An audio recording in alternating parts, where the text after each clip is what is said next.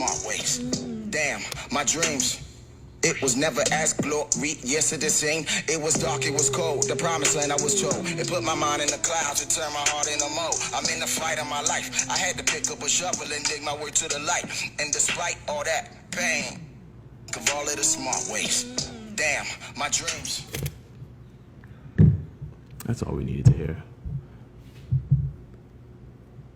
Yo, it's like you get told to clean up a locker room, and all of a sudden, it's hard times. I just like, if I got paid $300,000 a year, somebody told me to like clean up a locker room, I wouldn't be that mad. So, you know, we get asked to pick up some bags, and now we struggling. Now we lived in the Marcy projects for 20 years.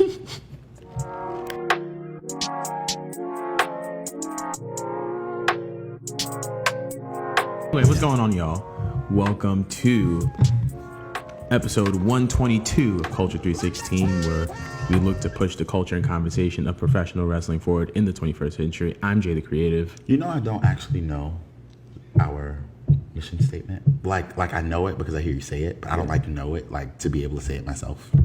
See, I was going to say something very, very shady, not towards you, but towards another entity that we know has a mission statement.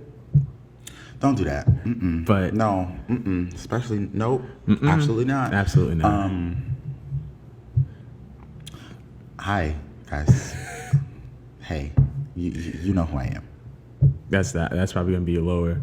But yeah, it's been a week, and we have a lot to talk about. First off, we want to send our thoughts, prayers, and condolences to the family of Harley Race this past week. Yeah, wasn't it like Thursday? Yeah, I think he passed away on Thursday. He was 76 years old. Harley Race was a legend in the wrestling world, most known for his victory of the way that he represented the NWA World Heavyweight Championship. I believe he's in the WWE Hall of Fame. But here at Culture 316, we do want to send our thoughts, prayers, and condolences to the family of Harley Race. And thank you for everything that you've done for the industry. Yeah. Somebody on Twitter said that somebody in the PC was like, they called him Harley Grace, like with a G. Right. Like, God has given me grace. I'm like, Grace? Grace. That's not his name. Race, like running. Like running. I was running through the 6 with my... Race, like how I'm black. Exactly. Not Grace. But yeah. Anyway, we do have a lot to talk about. So sounds first like things... Enzo Amore thing. Oh my God. First things first. A dream match for SummerSlam, a pay-per-view that I kind of didn't know was next Sunday until I tuned into SmackDown on Tuesday. But a dream match of a sort was made on Tuesday night on SmackDown Live. Trish Stratus was being interviewed by Jerry the King Lawler. Charlotte Flair came out and interrupted. And now we have a match at SummerSlam where we're going to see Charlotte Flair versus Trish Stratus. So my question to you is this something that you're looking forward to? Oh, most definitely. I definitely think SummerSlam is shaping up to be probably the best card that we've had since before WrestleMania. Like, absolutely. Because WrestleMania was cool as a show, but it wasn't like the best match card. I mean, we have 3 women's matches on the card right now. And good ones at that. Really good ones. Bayley and Ember Moon, which I'm so excited for. We have Becky Lynch and Natalya, which is going to be a good match. That's going to be a good wrestling match. It's going to be a very good wrestling match. I'm not really, I don't know if I am feeling the promos between Becky and Natty, but it'll be a good wrestling match. And then we have Charlotte and Trish. I mean, I feel like this is going to be a pretty good show. Yeah. Of course, we'll do our predictions next week. Yeah, absolutely. And hopefully what I have planned will work out for next week. Fingers crossed, because that would be epic. Yeah, that would be super, super dope. But I think this is great. I mean, it was kind of leaked the week before. Yeah. But, I mean, listen, I think it'll be pretty great. I'm excited for that match. As for who I think will win, right now I'm leaning towards Charlotte. I mean, I think it should be Charlotte. And maybe my prediction will change by next week, but I think it should be Charlotte because, you got to put over the newer talent. I think this will be pretty cool, though. It's a marquee match. We're in Trish Stratus' home. of Toronto. Yeah, so I think it'll be a pretty good match. I think so as well. I think that the whole Trish versus Charlotte is definitely intriguing. I'm eager to see how Trish and Charlotte match up. Yeah, me too. I'm eager to see how this match is going to be, how this match is going to go, how the story will be told. Yeah, as much as I would like to say that Charlotte's probably going to win, I think that Trish is going to be the one that's taking home the W because it is her hometown. And I feel like... You know what they do to people in their hometown, though, right? Very true. Very true. Charlotte lost in her hometown. Sasha Banks lost in her hometown. Very true. So we'll see how that goes. But we definitely want to know your opinions on this Trish Stratus, Charlotte Flair match. So if you guys have an opinion on it, be sure to comment below and tell us who do you think will be walking out victorious. And speaking of SummerSlam, during a SummerSlam press conference call, Vince McMahon was asked about his response to the competition's push to create an alternative for wrestling fans, obviously that being AEW. Right. He responded saying that that creative would push to create edgier storylines, but not resort to blood and guts, because WWE has a more sophisticated product now than it did during the Attitude Era. But a couple weeks ago on Raw, we saw that Seth Rollins received a brutal attack at the hands of the Universal Champion Brock Lesnar, where he was seen bleeding from the mouth. So was this segment a sign of Vince kind of double backing on that statement or going against what he talked about to his investors? Well, I mean, according to people who... I'm not going to say it, because I want to be in the company one day. Mm-hmm. But, and y'all know I play all day, but I really don't be meaning no harm. Right. But, people have said before that Vince McMahon kind of is a hypocrite. Like, he'll go back on stuff that he says. Now, granted, I don't really think that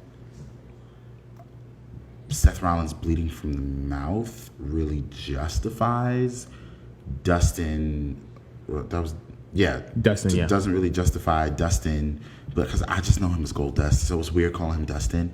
Dustin bleeding from his head with his whole face just covered in blood. Like those two sites, like are completely different. Yeah. Two completely different things. Now, granted, Seth Rollins got his ass kicked. Like Seth Rollins he got mollywopped. Destroyed. He got mollywopped. Like, he better not be on Raw this week, like, at all. Like, he's still doing house shows, though.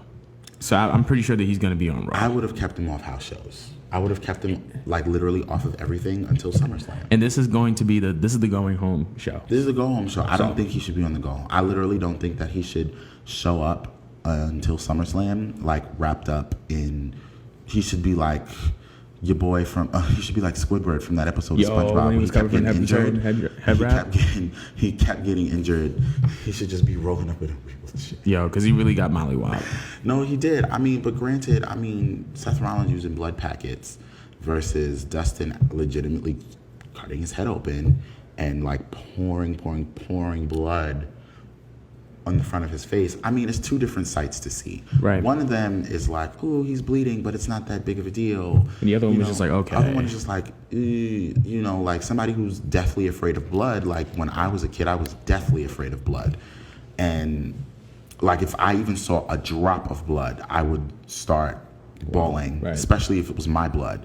But he, to see that, like if I'm a kid, I'm kind of looking at that like, that's just too much. I just felt like it was too much.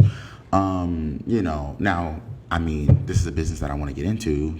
I know eventually I'm going to, have to, I'm not cutting myself open for anybody. Like, oh, you should bleed. No, I'm okay. Just like I'm not taking any chair shots to the head. Right. Just like I'm not doing anything stupidly ridiculous. Yeah, that's like grounds for concussion. Like that's how people's careers get shortened, honestly. I would like to live a full life. Long career. But the point I'm trying to make here is I personally think that it was a little bit too much. I feel like it could have definitely been, I kind of agree with Vince McMahon. Like, in this instance, I'm just like, they don't have to necessarily resort to blood to give us good content. Mm-hmm. They could keep using the blood packets for all I care. Like, right. I don't, it doesn't really matter.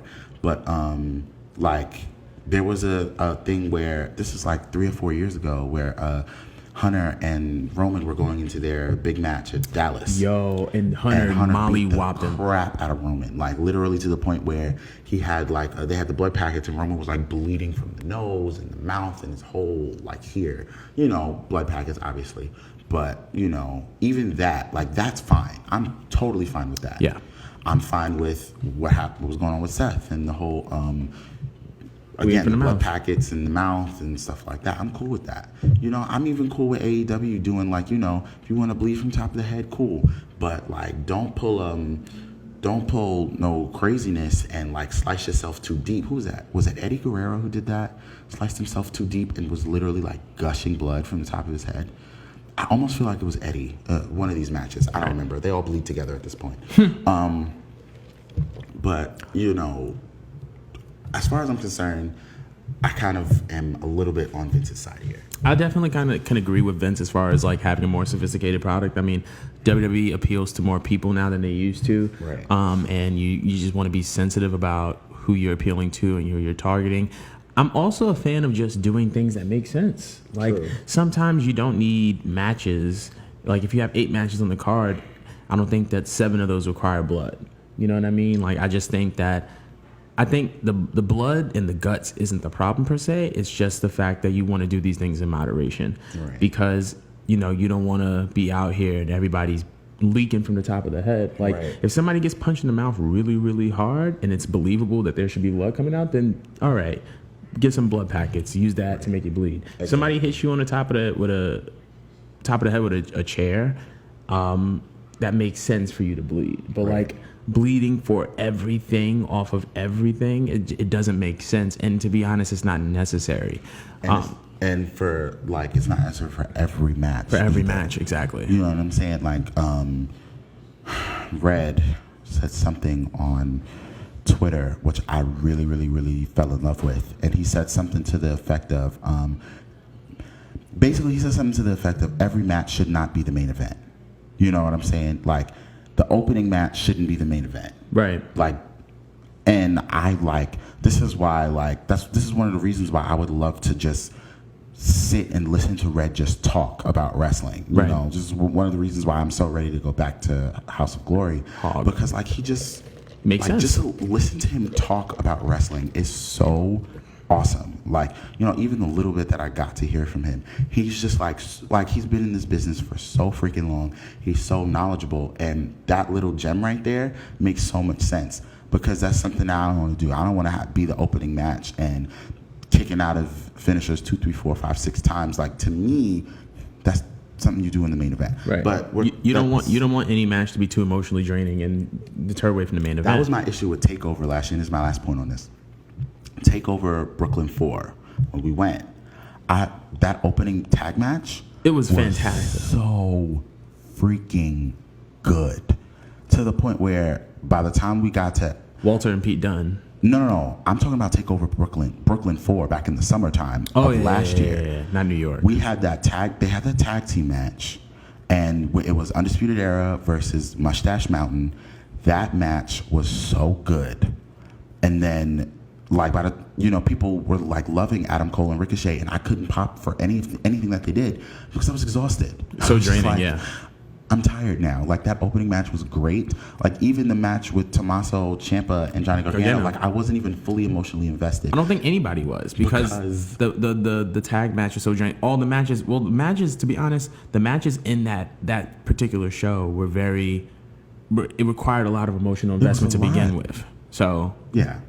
But yeah, that's my point. If you are a fan of blood and guts, let me know, or let us know. If you are not, let us know as well. So the second thing we're going to get into, speaking on, I'm going to bring this up at the end of the show. The second thing I want to bring up is, speaking of the SummerSlam press conference, company man Seth Rollins had some choice words for Jon Moxley and AEW. He went on to say that WWE will wipe the mat with AEW just like they did everyone else. And he also said that Jon Moxley is trying to take food off of his table. So do you believe that Seth's comments were genuine? Do you think that he genuinely believes that? Or I just don't understand why Seth Rollins continuously puts his foot in his mouth. Yeah. it's just like one of those things where it's just like, yeah, I'm just gonna say something stupid for the next week. Like, okay, I get that you're the, like, you know, at the time, I believe, was he the Universal Champion at the time? I don't think so. But, you know, he was. I don't think he was. So, I mean, but you're in the top storyline in the company. You right. just were the top champion in the company. You know, you have to be, you know, the locker room leader. You have, you know, and the pressure's probably deep, and he probably feels like he has to say something. Right. You know, who knows? He could be pressured into saying some of these things, whatever. But as far as I'm concerned, like, I just wouldn't say anything like that about a friend. Yeah, I did. At this point, if I'm John, I'm not talking to Seth. I don't have anything to I honestly believe that the comments were kind of like a work in a way. And the only reason why I say that is because, for those of you who do not know, Seth Rollins is a multifaceted businessman outside of WWE. He owns a coffee shop in Iowa.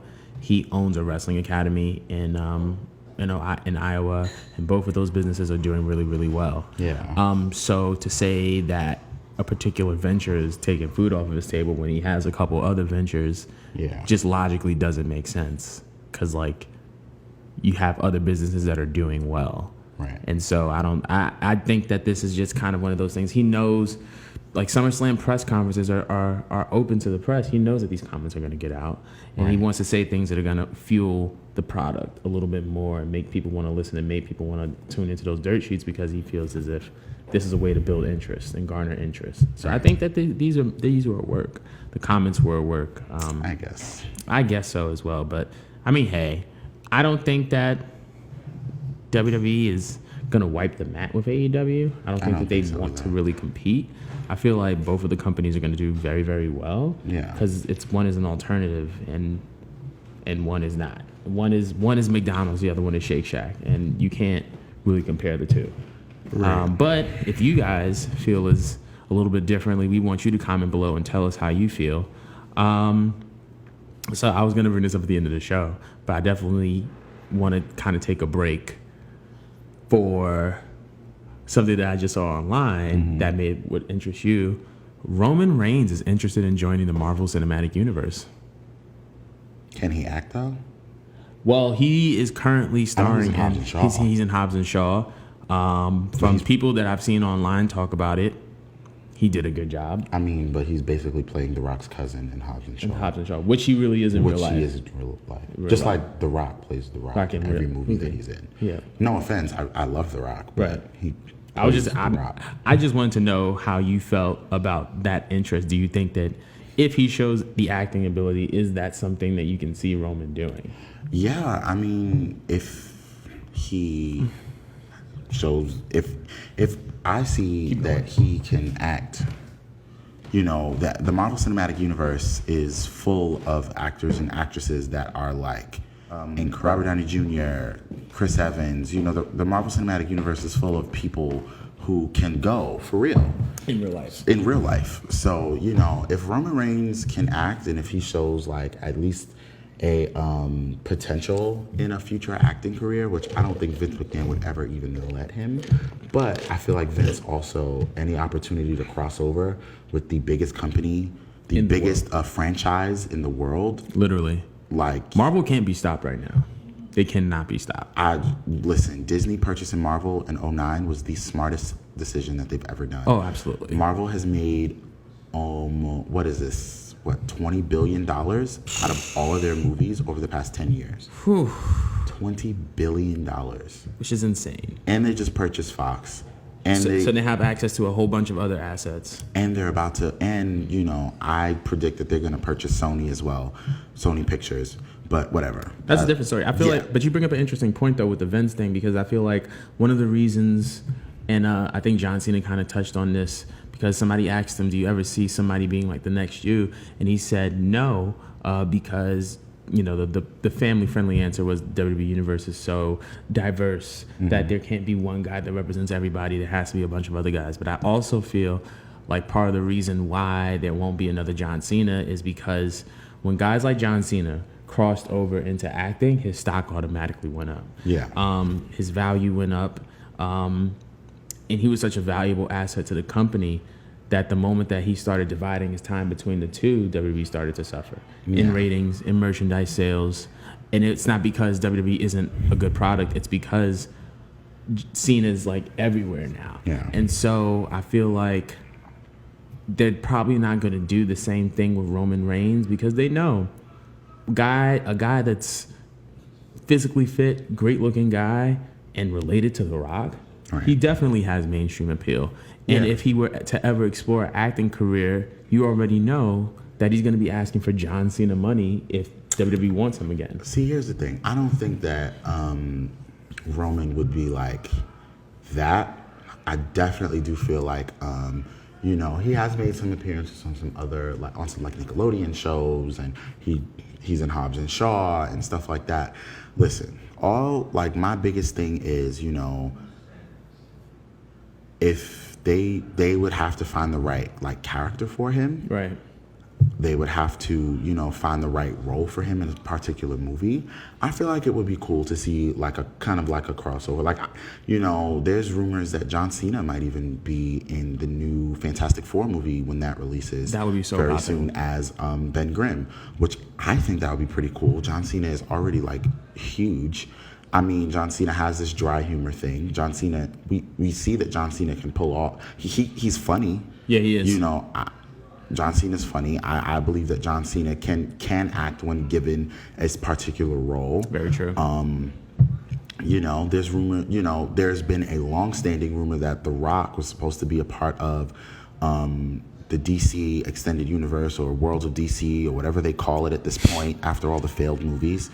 Like, you know, there was a rumor that he was supposed to be a part of that as Black Adam, who is the, you know, if you don't know, which nerd lesson, he, you know, basically he's one of Shazam's biggest villains. And, or, no, we're going to call him Shazam. Shazam's biggest villains. So, yeah, I mean, I just feel like, you know, it would be pretty cool to see him kind of like in the Marvel universe. Right. You know, nice, cool little crossover. But, you know, it's all about, A, can you act? B, you know, what's the right role for him? And C, we're about to get mad comparisons to Jason Momoa as if we didn't already. Very true. Because he looks like Jason He does look like Jason Momoa.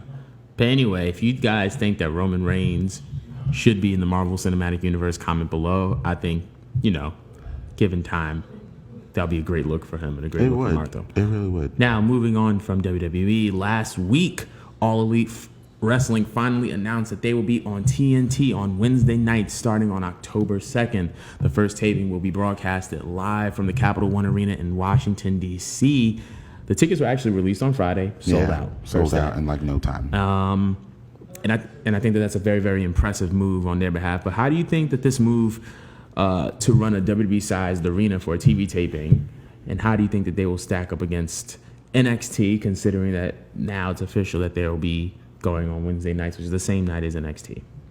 Well, I expect a announcement probably around NXT TakeOver NXT TakeOver Toronto. Mm-hmm. I definitely expect an announcement of NXT will be going live Wednesday nights on, or not live, but NXT will be airing Wednesday nights on FS1 to counter program. I definitely expect that. Mm-hmm. But I mean, you know, in the words of Tony Stark, sometimes you gotta, what was it? What did he say? Sometimes you gotta, damn, okay, now I gotta find the quote.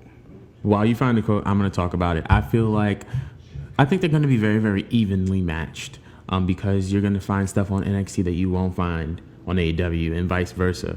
I think that this is definitely a great look for TNT. I feel like it's a great look for All Elite Wrestling. I'm eager to see what markets they hit up. The fact that they hit up DC, which is a top 10 U.S. market, and they were able to sell out the way that they were, is impressive. And it says a lot about the popularity of the brand because Capital One Arena is a 15,000 to 20,000 seater.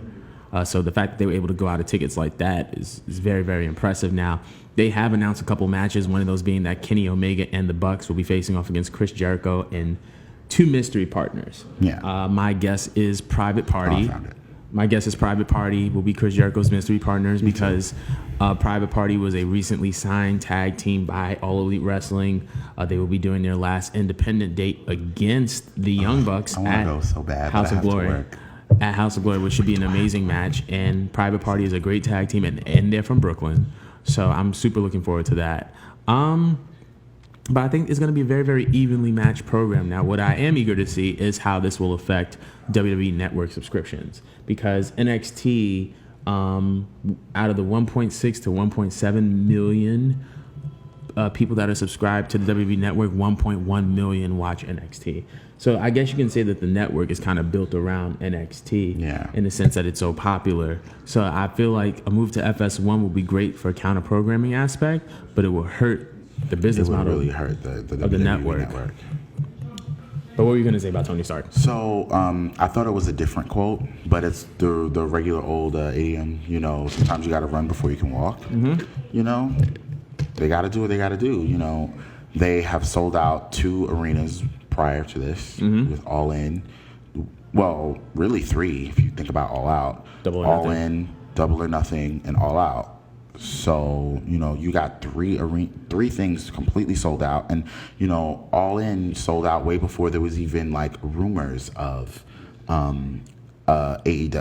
Mm-hmm. So, just off the strength of Cody and the Bucks. Right. Now, granted, this was a test because, you know, this isn't like a fly-in show. This is just like a Monday Night Raw. Right. So, who knows, man? I mean, I think it'd be funny if 1 week, Monday, they run Raw somewhere on Monday, or they run SmackDown. Well, no, SmackDown's moving on Friday. Yeah. So if they run Raw somewhere on Monday, and then that Wednesday they run AEW, I think that would be funny one day. That would be. I feel like they probably do that. They would probably do that, and I think that both events would be pretty successful. But yeah, it should be really good and really, really interesting. Yeah. So. We want to hear y'all feed or y'all take on the Wednesday Night Wars. How will AEW stack up against NXT and vice versa? I mean, this also has to be a really big show. You know, this is their first show. They have to have a really big angle. You know, they're crowning the first ever women's champion on that show. And to be honest, because this is their first program, this is kind of the fallout from All Out, which is a month prior too. So we're going to be seeing the AEW World Heavyweight Champion. We're going to be seeing a brand new AEW Women's Champion. We're going to be seeing the first round of the AEW Tag Team Tournament, which is going to crown the new AEW Tag Team Champions. Right. So there are a lot of things that are building up towards this first program that's making it a really good, really intriguing wrestling show to watch because it's new and it's fresh and you kind of don't know what's next. So right. But yeah, it's gonna be a lot of fun. And speaking of things that are done, the wild card rule is a done deal. According to Ringside News, WWE is quietly wrapping up the wild card rule. Do you think this will help or hurt the WWE product? This will definitely help. I also heard a rumor that Eric Bischoff and Paul Heyman after SummerSlam want another draft. So like they want new sets for Raw and SmackDown. They want to make them 2 distinctively different shows. And honestly, I wouldn't mind if they went back to the separate pay-per-view model of a Raw pay-per-view and a SmackDown pay-per-view. But they really have to change the storyline, the writing, the creative. They really have to make it more intriguing. Right. I feel like they could do it the way they did it during the original 2002 brand split, which was every 6 weeks there's a pay-per-view. So WrestleMania is a main show. 6 weeks later, you have Backlash, which is Raw. And then 6 weeks later, you maybe have Vengeance or something. Which is a SmackDown show. Or, you know, just to give time for these storylines to build. And then 6 weeks later is Money in the Bank. 6 weeks later or 4 weeks later, 5 weeks, SummerSlam. And then you do it like that, you know. But instead of having like 45 pay-per-views stretched across 12 months, you have And I know it's probably impossible to do it that way because we now have the Saudi shows, and we now have so many of these shows which depend on both brands, and you have people who want to see Roman Reigns, and you have big marquee matches on the Raw side, and maybe the SmackDown side might not have those big marquee matches.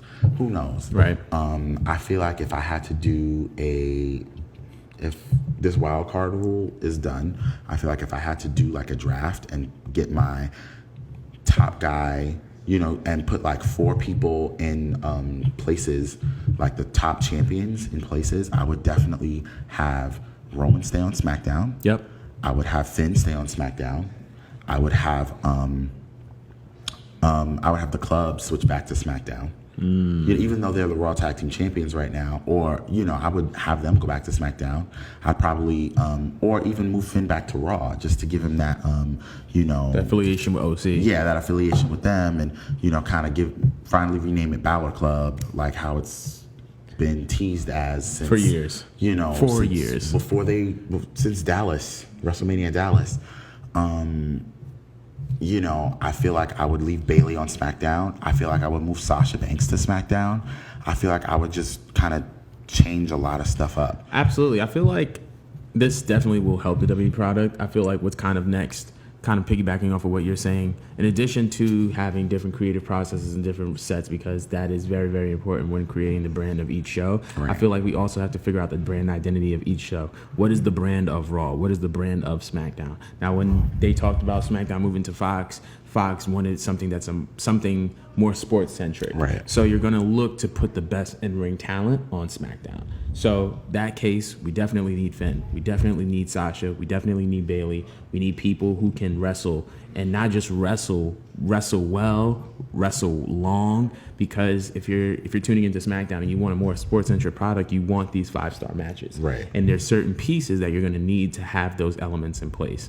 Raw is a flagship brand, so I feel like the 24/7 championship can stay on Raw. I feel like has high entertainment value, has high value. I feel like they could float. I feel like the women's tag team titles could float. I feel like the 24/7 title can stay on Raw based off of what the brand of Raw is and based on what the brand of SmackDown is. True, but I just feel like if you're gonna have a 24/7 title, if I'm gonna be at if the pay-per-views are going to stay merged, if I'm going to be at Backlash and I'm Zack Ryder and I have an opportunity to win the 24/7 title, I would go for it. That's why I would keep it. I see what you're saying because Raw is the top brand, but I would make it a cross-branded title.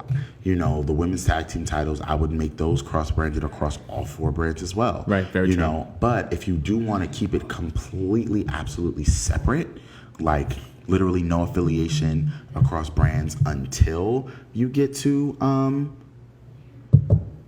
what's the name? Stupid pay-per-view where once every year SmackDown versus Raw and Survivor Series. There we go. I was thinking about the Jason Jordan crying. It's the one time a year where SmackDown and Raw can go head-to-head competition. He's the next generation of great. I actually miss Jason Jordan. He could have been great. He really could have been a great heel. But because I hated him. Yeah, legit. I think everybody absolutely hated him. And he could have been a Kurt Angle style heel where he came out on this uppity, like I'm better than y'all, like I'm an American hero type of guy. He could have been that. I'm sad about his neck. Hopefully he can come back and wrestle again. But anyway, back to I was gonna say about the wild card rule. I think that this is gonna help, and I believe that they should do a draft after SummerSlam. They should definitely do the draft. So, if y'all think that this is going to help their product, be sure to comment and like and tell us how you feel. And we have one last thing, and this is probably going to be super short, but I just kind of think that it's interesting that Tenille Dashwood, formerly known as Emma, has signed with Impact Wrestling. They're doing some pretty dope things with the women. Tessa Blanchard just had a great match with Sami Callihan. She is now in the #1 contenders match for the World Championship of Impact. I think didn't Sami beat her? No, I don't think so. No, I don't know. I haven't checked the results, but the fact that she's in the #1 contenders match for the world title for a major wrestling promotion, I'm gonna look this up right now. Bear with us.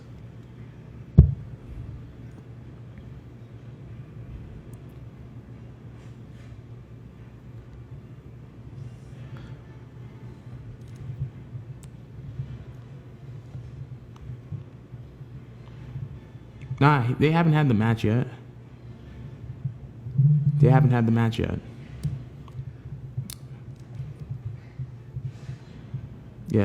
the match. They definitely did, because I 1,000%. They had a match before at Slammiversary, but they have another match. Yeah, it says right here, Sami Callihan defeats Tessa Blanchard to become #1 contender to Impact Championship. Really? This was posted 15 hours ago by Fightful. Well, either way, they're doing some amazing things with the women. Yeah, I know, I saw it. Sami Callihan has defeated Tessa Blanchard. Huh. But the fact that she was in that position to begin with is revolutionary. And then you think that all the pieces that they have with Jordynne Grace and Taya Valkyrie and all these other women, Kiera Hogan is another one.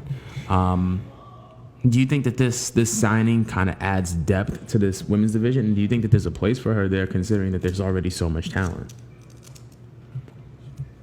You know, I really would have loved it if she maybe got signed by AEW, because while they don't necessarily need I feel like they need like that one big talent name, right? You know, they need that name that will really like especially push their women's division into another level. I feel like they need that name, and they don't have that name yet that'll really get them there.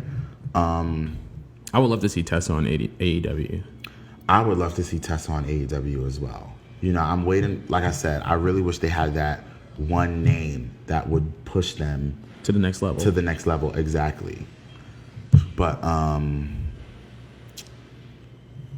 I mean, it's good for her. I mean, Impact really, you can tell they really care about their women's division. Very true. You know, mostly because there's a woman in charge. Right. Their women's division is incredible. Yeah. So, you know, I don't doubt that Tenille, Emma will, I definitely don't doubt that she will be in a great position. You know, I see her being champion before the year's out in Impact. I could even see her coming back to WWE eventually. You know, maybe it's a must at this point. Yeah, maybe in the next 3 years, you know, I could see her coming back and, you know, having matches with, you know, a Bianca Belair, having matches with an Io Shirai, having matches with a Candice LeRae, having matches with some of these girls on NXT. You know, I wouldn't have put her back in NXT, especially since she already did the NXT main roster, back to NXT, back to the main roster thing.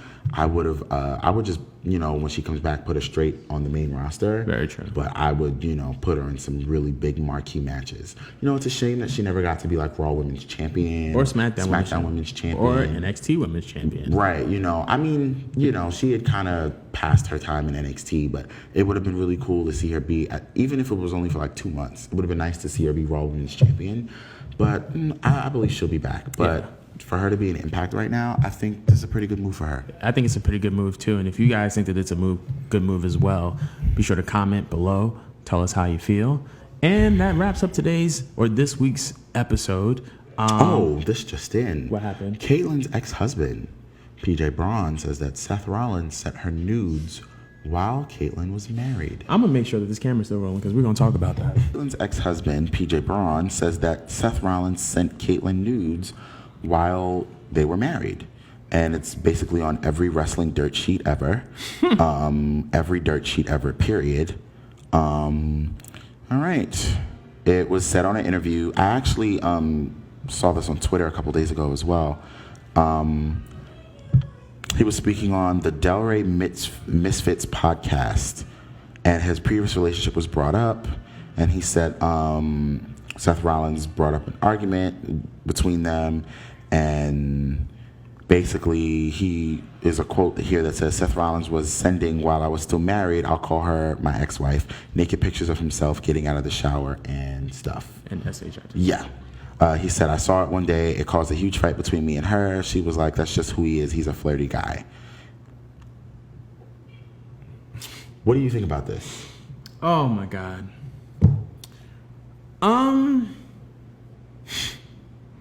So for starters, right?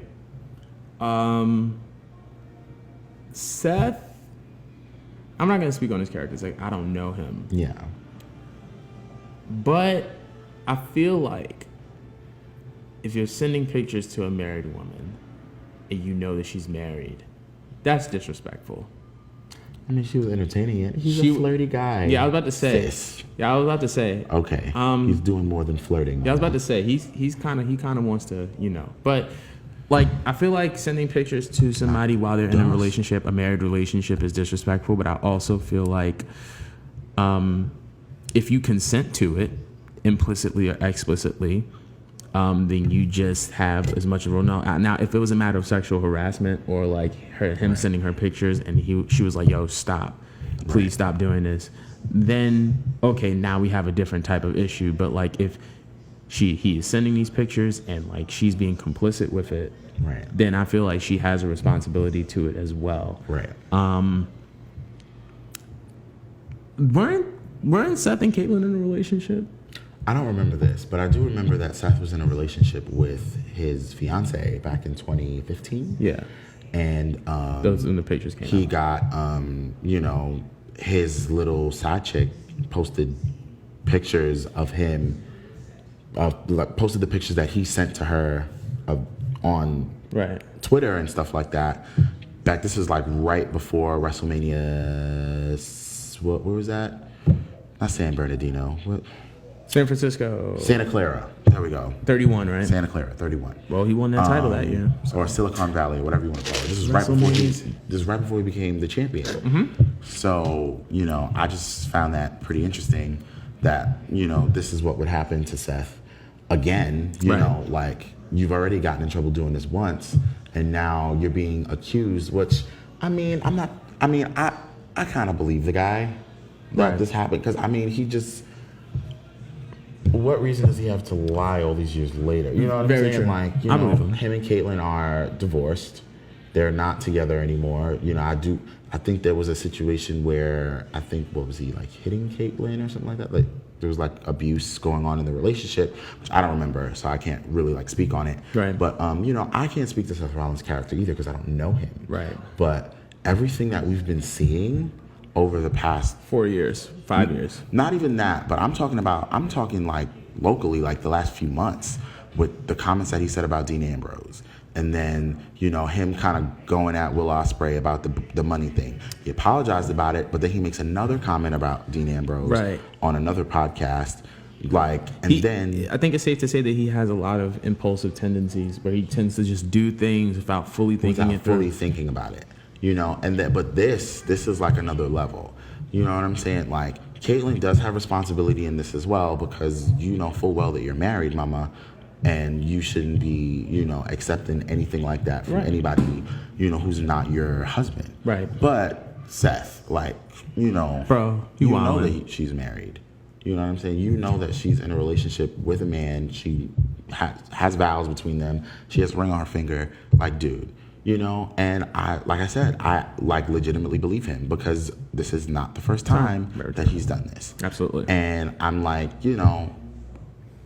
that's one of the reasons why it's really hard for me to kind of look at his relationship with Becky Lynch and go, oh, well, they're in a good relationship. Like, I don't know.